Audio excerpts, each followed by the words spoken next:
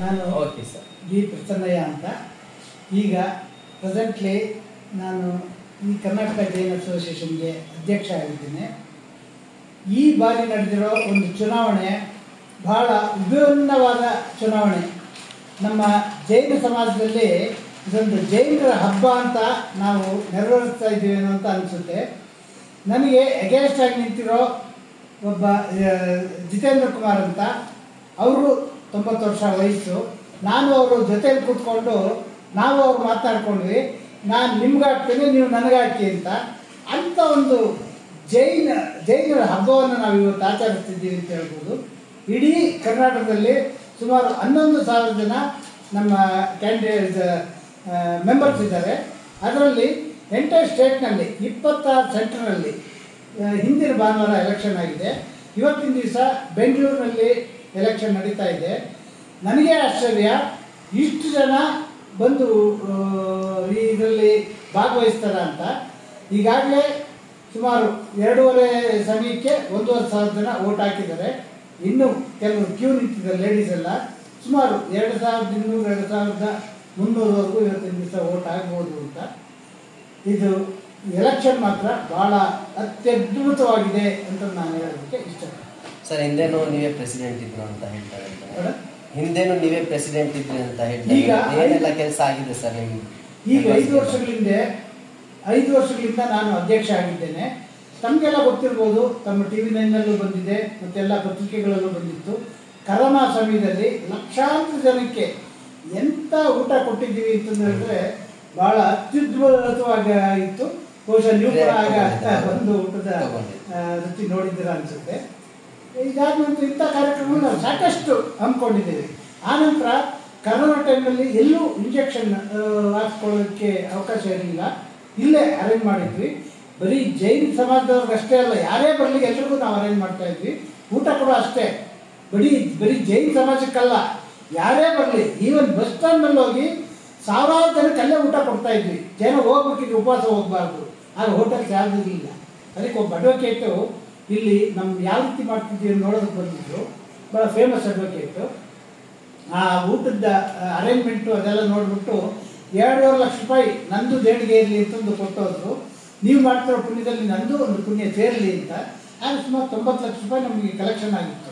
ಅದರಲ್ಲಿ 75 ಲಕ್ಷ ಮಾತ್ರ ನಾವು ಉಪಯೋಗಿಸ್ಕೊಳ್ಳೋದಕ್ಕಾಯಿತು. ಉಳಿದ 15 ಲಕ್ಷ ರೂಪಾಯಿ ಆ ಕರೋನಾ ಸಮಯದಲ್ಲಿ ಬೆಳಗಾವಿಯಲ್ಲಿ ನಮ್ಮ ಮುನಿಗಳಿದ್ರು, ಆ ಮುನಿಗಳಿಗೆ ಸೇವೆಗೆ 15 ಲಕ್ಷ ರೂಪಾಯಿ ನಾವು ಕಳಿಸಿದ್ವಿ. ಇದೇ ರೀತಿ ನಾವು ಸಾಕಷ್ಟು ಕಾರ್ಯಕ್ರಮಗಳನ್ನ ಹಮ್ಮಿಕೊಂಡಿದ್ದೇವೆ. ನಮ್ಮ ವಿದ್ಯಾರ್ಥಿಗಳು ಮುಂಚೆ ಬರೀ ಕೇವಲ 3 ಜನ ಇಲ್ಲಿ ಓದ್ತಾ ಇದ್ರು, ಈಗ 147 ಜನ ಇದ್ದಾರೆ. ಅವರಿಗೆ ಊಟ ಮುಂಚೆ ಈಗ ನಾವು ಹೇಳ್ಕೊಳ್ಬಾರ್ದು ಎಷ್ಟು ಅಂತಂದು ಹೇಳಿದ್ರೆ, ಮೊನ್ನೆ ಬಿಜಾಪುರ ಮತ್ತು ಬೀದರ್ನವ್ರು ಬಂದು ಇಲ್ಲಿ ಊಟ ಮಾಡೋರು. ಏನು ಸರ್, ನಮ್ಮ ಮನೆಗಳಲ್ಲಿ ಇಂಥ ಊಟ ಮಾಡೋದಿಲ್ಲ, ಇಷ್ಟು ಒಳ್ಳೆ ಆಹಾರ ನಮ್ಮ ವಿದ್ಯಾರ್ಥಿಗಳಿಗೆ ಕೊಡ್ತಿದ್ದೀರಾ ಅಂತ ಹೇಳಿದ್ರು. ರೀಸೆಂಟಾಗಿ ಒಂದು ಹಾಸ್ಟೆಲ್ ಬಿಲ್ಡಿಂಗ್ ಪರ್ಚೇಸ್ ಮಾಡಿದ್ವಿ. ನಾವು ಪರ್ಚೇಸ್ ಮಾಡ್ತೀವಿ ಕೇವಲ 1 ವರ್ಷದಿಂದ 2 ಕೋಟಿ 92 ಲಕ್ಷಕ್ಕೆ. ಇವತ್ತು ಅದರ ವ್ಯಾಲ್ಯೂ 6 ಕೋಟಿ ರೂಪಾಯಿ ಇದೆ. ಅದೇ ರೀತಿ ನಾವು ಅಥಣಿಯಲ್ಲಿ ಕೇವಲ 1 ಲಕ್ಷ ರೂಪಾಯಿ ಕೊಟ್ಟು ಒಂದು 3 ತಿಂಗಳಿಂದ ಒಂದು ಸೈಟ್ ಪರ್ಚೇಸ್ ಮಾಡಿದ್ವಿ. ಸರ್ಕಾರದವರು ಭಾಳ ನಮ್ಮ ಜೈನ್ ಸಮಾಜಕ್ಕೆ ಅಂತ ಕೊಟ್ಟು ಅದ್ರ ಬೆಲೆ ಇವತ್ತು ಸುಮಾರು 1 ಕೋಟಿ ರೂಪಾಯಿ ಇದೆ ಅಂತ ಒಳ್ಳೆ ಕಾರ್ಯಗಳನ್ನ ನಾವು ಕೈಗೊಂಡಿದ್ದೇವೆ. ಇಡೀ ರಾಜ್ಯದಲ್ಲಿ ಎಲ್ಲೂ ಯಾವುದೇ ಗಲಾಟೆ ಇಲ್ಲದೆ ನಮ್ಮ ಚುನಾವಣೆ ಭಾಳ ಚೆನ್ನಾಗಿ ನಡೀತಿದೆ. ಸರ್, ತಿರ್ಗಾ ಇನ್ನೊಬ್ಬ ನೀವು ಗೆದ್ದು ಬಂದರೆ ಫಸ್ಟ್ ಏನು ಕೆಲಸ ಮಾಡಬೇಕು? ನಾನು ಇಲ್ಲಿ ಗೆದ್ದು ಬಂದರೆ ನನ್ನದು ಫಸ್ಟ್ ವರ್ಕ್ ಅಂತಂದು ಹೇಳಿದ್ರೆ ವಿದ್ಯಾರ್ಥಿನಿಯರಿಗೆ ಒಳ್ಳೆ ಸಾಕಷ್ಟು ಹಾಸ್ಟೆಲ್ ಫೆಸಿಲಿಟೀಸ್ ಕೊಡಬೇಕು ಅಂತ.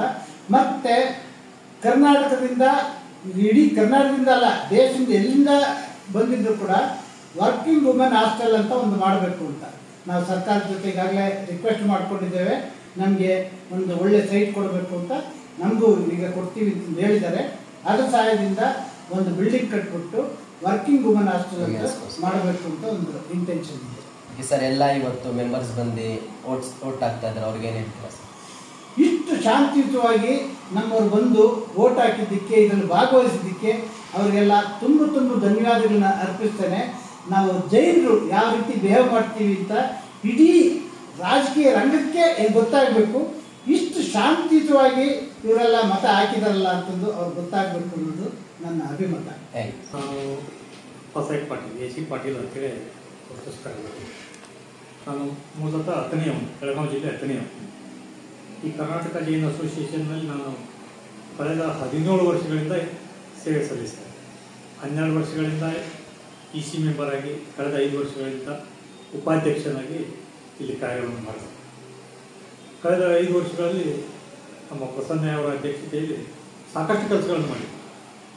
ಯಾಕಂದರೆ ಈಗ ನಮ್ಮ ಉತ್ತರ ಕರ್ನಾಟಕ ಮುಖ್ಯವಾಗಿ ಹೇಳ್ಬೇಕಂದ್ರೆ ಇಲ್ಲೇನು ಹಾಸ್ಟೆಲ್ಗೆ ಬರೋ ವಿದ್ಯಾರ್ಥಿಗಳಲ್ಲ, ಅವರೆಲ್ಲ 80% ಜನ ಎಲ್ಲ ಉತ್ತರ ಕರ್ನಾಟಕ ಜನ ವಿದ್ಯಾರ್ಥಿಗಳಲ್ಲೇ ಇಲ್ಲಿ ಹಾಸ್ಟೆಲ್ಗೆ ಬರ್ತಾರೆ. ನಮಗೆ ಮುಖ್ಯವಾಗಿ ಬೇಕಾಗಿರೋದು ವಿದ್ಯಾರ್ಥಿಗಳಿಗೆ ಹಾಸ್ಟೆಲ್ ವ್ಯವಸ್ಥೆ. ಯಾಕಂದರೆ ಬೆಂಗಳೂರಲ್ಲಿ ಬಂದು ಹಾಸ್ಟೆಲ್ ಸಿಗದೆ ವಿದ್ಯಾರ್ಥಿಗಳು ಪರದಾಡ್ತಾ ಇರುವಂಥ ಸಮಯದಲ್ಲಿ ಕೇವಲ 35,000 ರೂಪಾಯಿ ಊಟ ಮತ್ತು ವಸತಿ ಸೇರಿ 35,000 ರೂಪಾಯಿ ಬೆಂಗಳೂರಿನಲ್ಲಿ ಎಲ್ಲಿಯೂ ಕೊಡೋಕ್ಕೆ ಆಗಲ್ಲ, ವಸತಿ ಮಾತ್ರ ಕೂಡ ಸಿಗಲ್ಲ. ಅಂತ ಇದರಲ್ಲಿ 35,000 ರೂಪಾಯಿಗೆ ಊಟ ಮತ್ತು ವಸತಿಯನ್ನು ಕೊಟ್ಟು ಪ್ರಾರಂಭದಲ್ಲಿ ನಮ್ಮಲ್ಲಿ 80-90 ಮಾತ್ರ ವಿದ್ಯಾರ್ಥಿಗಳು. ತದನಂತರದಲ್ಲಿ ಒಂದು ಲೇಡೀಸ್ ಹಾಸ್ಟೆಲ್ ಪರ್ಚೇಸ್ ಮಾಡಿದ್ದು ನಮ್ಮ ಅವಧಿಯಲ್ಲಿ ಲಾಸ್ಟ್ 10 ವರ್ಷ ಆಗಿರ್ಬೋದು. ಒಂದು ಲೇಡೀಸ್ ಹಾಸ್ಟೆಲ್ ಪರ್ಚೇಸ್ ಮಾಡಿದ್ವಿ. ಮೊದಲು ಬಾಯ್ಸ್ ಹಾಸ್ಟೆಲ್ ಒಂದೇ ಇತ್ತು. ಅಲ್ಲಿ ಲೇಡೀಸನ್ನು 15-16 ಜನ ಲೇಡೀಸ್ ಹಾಕ್ಲಕ್ಕೆ ಪ್ರಾರಂಭ ಮಾಡಿದ್ವಿ.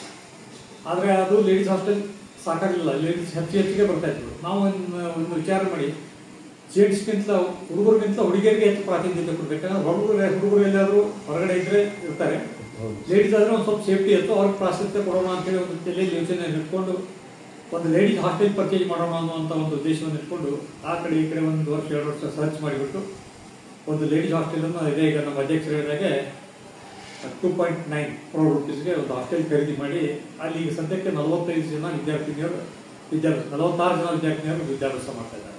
ಅದೇ ರೀತಿಯಾಗಿ ಸ್ಟೂಡೆಂಟ್ಸ್ ಕೂಡ 180 ಜನ ಇದ್ದಾರೆ. ಟೋಟಲಿ 240 ಜನ ವಿದ್ಯಾರ್ಥಿಗಳು ಇಲ್ಲಿ ವಿದ್ಯಾಭ್ಯಾಸ ಮಾಡ್ತಾರೆ. ಆಮೇಲೆ ಒಂದು ಯೋಚನೆ ಮಾಡಿ, ಬರೀ ಬೆಂಗಳೂರಿಗೆ ಮಾತ್ರ ನಮ್ಮ ಕರ್ನಾಟಕ ಜೈನ್ ಅಸೋಸಿಯೇಷನ್ ಸೀಮಿತ ಆಗಬಾರ್ದು, ರಾಜ್ಯಾದ್ಯಂತ ಆಗಬೇಕು. ಯಾಕಂದರೆ ಕರ್ನಾಟಕ ಜೈನ್ ಅಸೋಸಿಯೇಷನ್ ಅಂತ ಹೆಸರು ಇರೋದ್ರಿಂದ ಬೆಂಗಳೂರಿಗೆ ಸೀಮಿತ ಆಗಬಾರ್ದು, ರಾಜ್ಯಾದ್ಯಂತ ಆಗಬೇಕು ಅನ್ನೋ ಉದ್ದೇಶ ಇಟ್ಕೊಂಡು ಈ ಸಲ ಪ್ರಥಮವಾಗಿ ಅಥಣಿಯಲ್ಲಿ ಕೂಡ ಒಂದು ಸೈಟ್ CA ಸೈಟನ್ನು ಸರ್ಕಾರದ ಕಡೆಯಿಂದ ನಮ್ಮ ಇದಕ್ಕೆ ಕರ್ನಾಟಕ ಜೈನ್ ಅಸೋಸಿಯೇಷನ್ಗೆ ಅಲಾಟ್ ಮಾಡ್ಕೊಂಡಿದ್ವಿ. ಅದು ಈಗ ಸದ್ಯಕ್ಕೆ ಅದರದ್ದು ನಿಯರ್ ಅಬೌಟ್ 1 crore ರೂಪೀಸ್ ಆಗ್ಬೋದು. ಮತ್ತು ಇಲ್ಲಿದ್ದ ಹಾಸ್ಟೆಲ್ ಲೇಡೀಸ್ ಹಾಸ್ಟೆಲ್ ಪರ್ಚೇಸ್ ಮಾಡಿದ್ದನು ನಿಯರ್ ಅಬೌಟ್ 6 crore ಆಗ್ಬೋದು. ಇದು ಕರ್ನಾಟಕ ಜೈನ್ ಅಸೋಸಿಯೇಷನ್ ಹೆಸರಿನಲ್ಲಿ ಈ ಹಿಂದೆ ನಮ್ಮ ಕರ್ನಾಟಕ ಜೈನ್ ಅಸೋಸಿಯೇಷನ್ ಪ್ರಾರಂಭ ಆಗಿ 104 ವರ್ಷ ಆದ್ರೂ ಕೂಡ ದೇಣಿಗೆಯಿಂದ ಪಡೆದಂಥ ಈ ಮೋತಿಕಾಂತಿ ತಿಮ್ಮಪ್ಪಯ್ಯ ಅವರು ದಾನವನ್ನು ಕೊಟ್ಟಂಥ ಈ ಜಾಗ ಮಾತ್ರ ನಮ್ಮ ಕರ್ನಾಟಕ ಜೈನ್ ಅಸೋಸಿಯೇಷನ್ಗೆ ಉಪಯೋಗ ಇತ್ತು. ಕರ್ನಾಟಕ ಜೈನ್ ಅಸೋಸಿಯೇಷನ್ ಹೆಸರಿನಿಂದ ಯಾವುದೂ ಪ್ರಾಪರ್ಟಿ ಇರಲಿಲ್ಲ. ನಾವೇನು ಲಾಸ್ಟ್ ಇಯರ್ ಪರ್ಚೇಸ್ ಮಾಡಿದ್ವಲ್ಲ 2.9 crore ರೂಪೀಸ್ಗೆ ಒಂದು ಲೇಡೀಸ್ ಹಾಸ್ಟೆಲು, ಆಮೇಲೆ ಈಗ ಅಥಣಿಯಲ್ಲಿ ಒಂದು ನಿಯರ್ ಅಬೌಟ್ 7 ಗುಂಟ ಸೈಟು, ಇವೆರಡೂ 104 ವರ್ಷದಲ್ಲಿ first property in the name of Karnataka Jain association ಅಂತೇಳಿ ಇದು ನಮ್ಮ ಕಲಾವಿದರಲ್ಲಿ ಆಗಿದೆ ಅನ್ನೋದು ಅದು ಒಂದು ನಮ್ಗೆ ಹೆಮ್ಮೆ. ಯಾಕಂದರೆ ಈ 100 ವರ್ಷದಿಂದ ಮೊದಲು ಇಲ್ಲಿ ಹಾಸ್ಟೆಲ್ ಕಟ್ಟಬೇಕಾದ್ರೆ ನಮ್ಮ ಉತ್ತರ ಕರ್ನಾಟಕದಿಂದ ಹಾಸ್ಟೆಲ್ ಕಟ್ಟಬೇಕಾದ್ರೆ ಇಲ್ಲಿ ಶ್ಯೂರಿಟಿ ಹಿಂದೆ ಯಾರೂ ಸಾಲ ಕೊಡ್ತಾ ಇರಲಿಲ್ಲ. ಅಂಥ ಪರಿಸ್ಥಿತಿಯಲ್ಲಿ ನಮ್ಮಲ್ಲಿ ಒಬ್ಬರು ಹಿರಿಯರು ರಾವಸಾಹೇಬ್ ಪಾಟೀಲ್ ಅಂತೇಳಿ ಗೋರ್ಗಾವ್ದವ್ರು ಇದ್ದರು. ಇಲ್ಲಿ ಅವರೆಲ್ಲ ಹಿರಿಯರು ಕೂಡಿ ಬಂದು ಅಲ್ಲಿ ಈ ಥರ ನಮಗೆ ಹಾಸ್ಟೆಲ್ ಕಟ್ಟಬೇಕಾದ್ರೆ ಅವಶ್ಯಕತೆ ಇದೆ, ಒಂದು ಭವನ ನಿರ್ಮಾಣ ಮಾಡೋಣ ಹಾಗೆ ಹೀಗೆ ಅಂತ ಬಂದಾಗ ಕೇವಲ 2 ದಿವಸದಲ್ಲಿ 1,60,00,000 ರೂಪಾಯಿಯನ್ನು ಯಾವುದೇ ಸೆಕ್ಯೂರಿಟಿ ಇಲ್ಲದೆ ಇಲ್ಲಿ ನಾವು ಆಸ್ ಎ ಸೆಕ್ಯೂರಿಟಿ ಡಿಪಾಸಿಟ್ ಅಂತೇಳಿ ಕೊಟ್ಬಿಟ್ಟು ಈ ಭವನ ನಿರ್ಮಾಣ ಮಾಡಲಿಕ್ಕೆ ನಮ್ಮ ಉತ್ತರ ಕರ್ನಾಟಕದಿಂದ ರಾವಸಾಹೇಬ್ ಪಾಟೀಲ್ ಬೋರ್ಗಾವ್ದವ್ರು ಇದ್ರಲ್ಲ, ಅವ್ರು ದಕ್ಷಿಣ ಭಾರತ ಜೈನ ಸಮಾಜದ ಅಧ್ಯಕ್ಷರಾಗಿದ್ದರು. ಅಂಥವ್ರ ಸಹಾಯದಿಂದ ಈ ಭವನ ನಿರ್ಮಾಣ ಆಯಿತು. ಆ ಭವನದಿಂದ ಉತ್ಪನ್ನ ಬರ್ಲಿಕ್ಕೆ ಪ್ರಾರಂಭ ಆದಮೇಲೆ ಇದೆಲ್ಲ ಬಾಯ್ಸ್ ಹಾಸ್ಟೆಲ್ ಆ ದಾನಿಗಳಿಂದ ಪಡೆದು ನಂತರ ಇದೆಲ್ಲ ಪ್ರಾರಂಭ ಆಗುತ್ತೆ. ಮೊದಲು ಮೂಲತಃ ನಮ್ಮ ಉತ್ತರ ಕರ್ನಾಟಕದ ಕೊಡುಗೆ ಆ ಭವನ ನಿರ್ಮಾಣ ಆಗಲಿಕ್ಕೆ ಅಂತ ಹೇಳಿ ನಾನು ಅತಿ ಹೆಮ್ಮೆಯಿಂದ ಹೇಳ್ಬೋದು. ಹಾಗೆ ಈ ಸದ್ಯಕ್ಕೆ ಕೂಡ ನಾವು ಉತ್ತರ ಕರ್ನಾಟಕದ ಇಲ್ಲಿ ಮ್ಯಾಕ್ಸಿಮಮ್ ಬೆಂಗಳೂರಲ್ಲಿ 11 ಜನ ಸದಸ್ಯರಿದ್ರು ಕೂಡ ನಮ್ಮ ಉತ್ತರ ಕರ್ನಾಟಕದಲ್ಲಿ ಈಗಾಗಲೇ ಮೋರ್ ದೆನ್ 5,000 ಮೇಲ್ಪಟ್ಟು ಉತ್ತರ ಕರ್ನಾಟಕದಲ್ಲೇ ಸದಸ್ಯರಿದ್ದಾರೆ. ಈಗ ಕಳೆದ ಇವರಲ್ಲಿ ಬೈಲಾದಲ್ಲಿ ಬೆಂಗಳೂರಿಗೆ ಮಾತ್ರ ಜನರಲ್ ಬಾಡಿ ಮಾಡಬೇಕು ಅನ್ನುವಂಥದ್ದಿತ್ತು. ಆದರೆ ಈ ನಮ್ಮ ಅಧ್ಯಕ್ಷರ ಕಾಲಾವಧಿಯಲ್ಲಿ ಯಾವುದೇ ಸಾಮಾನ್ಯ ಸಭೆಯನ್ನು ನಾವು ರಾಜ್ಯಾದ್ಯಂತ ಎಲ್ಲಿ ಬೇಕಾದಲ್ಲಿ ಮಾಡಬೇಕು ಅನ್ನುವಂಥ ಒಂದು ತಿದ್ದುಪಡಿಯನ್ನು ತಂದು ಪ್ರಥಮವಾಗಿ 104 ವರ್ಷದ ನಂತರ ಬೆಂಗಳೂರು ಬಿಟ್ಟು ಯಾವುದಾದ್ರೂ ಸಭೆ ಆಗಿದ್ರೆ ಅದು ಸ್ತವನಿಧಿಯಲ್ಲಿ ಪ್ರಥಮ ಉತ್ತರ ಕರ್ನಾಟಕದಲ್ಲಿ 104 ವರ್ಷದ ನಂತರ ಪ್ರಥಮ ಸಭೆ ಅಂತ ಹೇಳ್ಬೋದು. ಯಾಕಂದ್ರೆ ಮೊದಲಿಂದೆಲ್ಲ ಸಭೆಗಳನ್ನು ಇಲ್ಲಿ ಮಾತ್ರ ಬೆಂಗಳೂರಿಗೆ ಮಾತ್ರ ಸೀಮಿತವಾಗಿಟ್ಟಿರ್ತಿದ್ರು. ಇದು ನಮ್ಮ ಕರ್ನಾಟಕ ಜೈನ್ ಅಸೋಸಿಯೇಷನ್ ನಮ್ಮ ರಾಜ್ಯಾದ್ಯಂತ ಪ್ರತಿ ಜಿಲ್ಲೆಯಲ್ಲಿ ಪ್ರತಿ ತಾಲೂಕಿನಲ್ಲಿಯೂ ಕೂಡ ಪ್ರಚಲಿತ ಆಗಬೇಕು. ಎಲ್ಲ ಕಡೆ ನಮ್ಮ ಜೈನ ಸಮಾಜದ ವಿದ್ಯಾರ್ಥಿಗಳಿಗೆ ಅನುಕೂಲ ಆಗಬೇಕು.